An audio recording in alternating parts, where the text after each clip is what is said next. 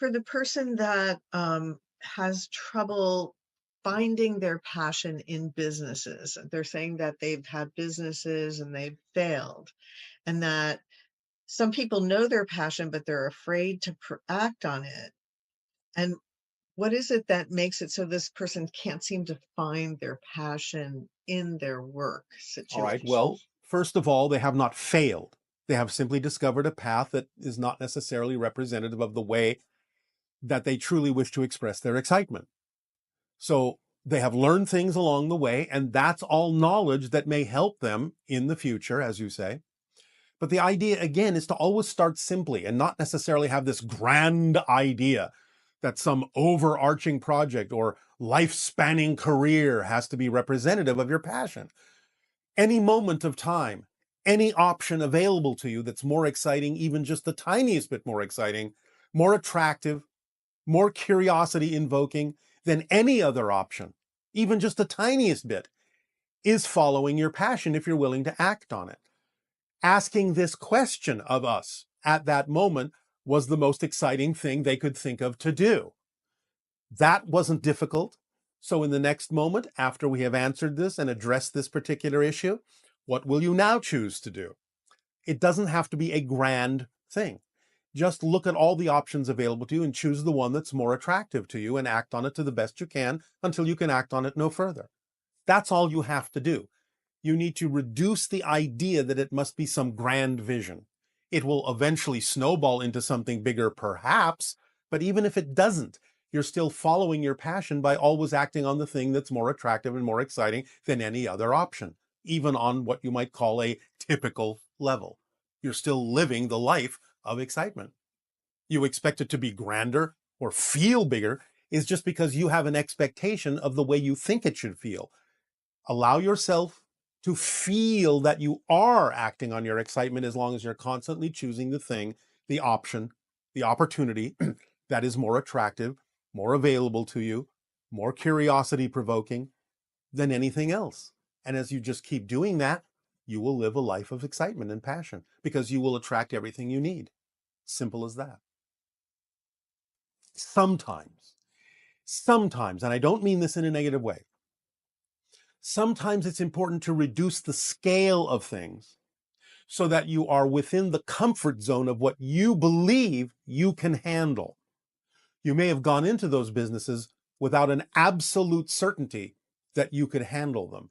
Or again, you simply went into them to learn the things you learned by doing them, and that was the purpose of those businesses. Again, remember, it's not the goal. The journey is the destination. The process is the point. What you learn along the way, you absorb, you can use in other situations. So don't make it about achieving a goal. Make it about living in the moment and learning what that moment has to give to you. That's the important treasure that's buried in those experiences, what you get out of it. Don't dismiss them as failures. If you do that, you will not understand what the lesson was, what the learning was that's vital for you to live a rich life. And a follow-up question here is about the path of their desire and how their brain will just start planning and envisioning and getting expectations about this and that. And the idea of why does our consciousness do that? And how do we manage that in relation to having zero expectation? Because you don't quite yet understand, and the physical mind thinks it's in control, which it's not, and doesn't quite yet understand that having a particular insistence on a particular outcome is actually a limitation. Because if you insist on a particular thing and something better could have happened, you have just prevented it from happening. So learn the idea that insisting on a particular outcome may actually not be to your benefit because it actually prevents other, maybe even better outcomes from happening. Right. And for some individuals, there's this fear about the idea of going through the eye of the needle and being fearful that they're not doing it right or they're not going to come out the other side into a parallel All right, reality they all might. right. Let's stop right there. The very idea of the eye of the needle is for them to face all of these negative fear-based belief systems. So if that's what's coming up, oh, I'm afraid I'm not going to do it right. I'm afraid I'm not going to be good enough. I'm afraid I'm not going to let go of. Oh, that's what I need to deal with, is the fear of these things I'm talking about. That's what the eye of the needle does. It puts you in touch with those issues of what your basic fears are all about. So once you now recognize, as you have just done by asking the question, what about this fear? What about that? What if I'm not good enough? What about that? Now you know what it is you have to deal with. Now it's clear to you what it is you need to let go of. That's what the eye of the needle has done for you. So it is allowing you the opportunity to streamline yourself and strip away all of these negative and fear-based beliefs. But first, it has to bring them to your attention. And it does so through the emotion of the fear by saying, oh, I may not be doing this right. Oh, I may fail at this. Oh, what if I don't do it in time? Oh, all of these fear manifestations. Those are the things you actually need to look at, because those are the things that came up by you being willing to go through the eye of the needle.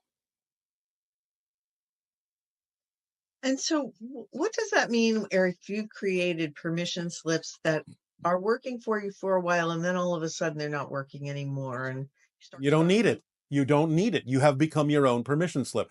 Or your belief system has changed to a degree where a different permission slip, if you still need one, will work better for you, because now you're a different person with different belief systems, and different things, different symbols, different tools will work better for you than the things that used to work. Even in your own scriptures, it says, as a child, I thought as a child, I act as a child, but when I grew up, I put away childish things. You don't need those toys anymore. You can use different toys, different things, and you can realize that you are the toy maker. So you may not need them anymore. You may not need them at all, or you may need a different permission slip. So use your imagination, look around, see what's attractive, see what comes to you through synchronicity as something that you say, oh, that would be fun to do. And I believe that that would help me get to the next level of my evolution. It's up to you to decide these things. It's not about saying, oh, well, that permission slip doesn't work for me anymore, so something must be wrong. No, it may be that you're done with it. You have put away that particular toy. It's time for something else. And then the idea that making a permission slip or creating a permission slip that works. What's involved in that? Again, it's just a matter of what you are synchronistically attracted to. Usually the permission slips that work for you will come to you. You'll find a particular book, you'll hear about a particular lecture, you'll find a particular teacher, somebody will turn you on to a particular discipline or artistic expression, something along that line. Somebody will give you a particular object. It will come to you if you're just open to it.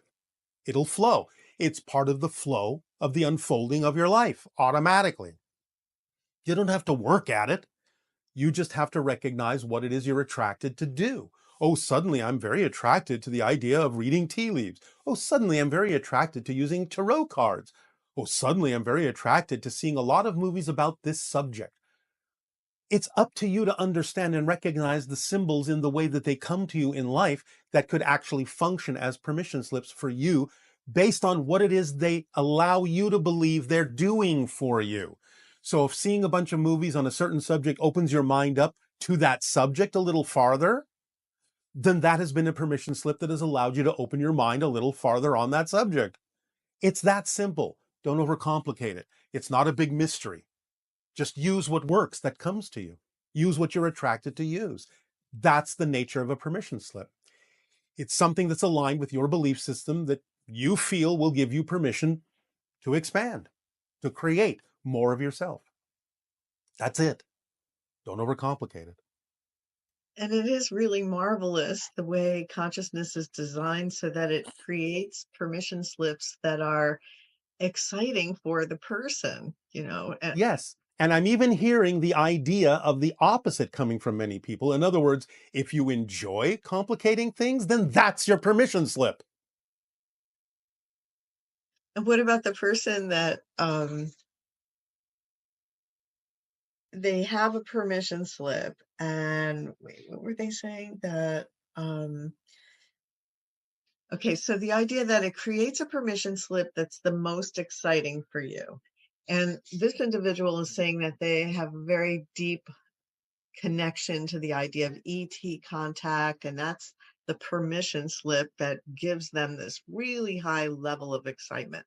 Yeah, Does that mean that contact is relevant in terms of what's going to happen? Or does it simply mean that it's like your consciousness is tricking you into that higher state simply to get you into the higher state? it could be either. But, tricks are not always bad. You love magic tricks, all of you, most of you. So the idea is that just calling it a trick doesn't mean that it's not getting you where you need to be. Sometimes, because of the insistence of the physical mind and its ingrained and inbuilt and trained stubbornness, sometimes a trick is necessary to get you out of that particular pattern. I see.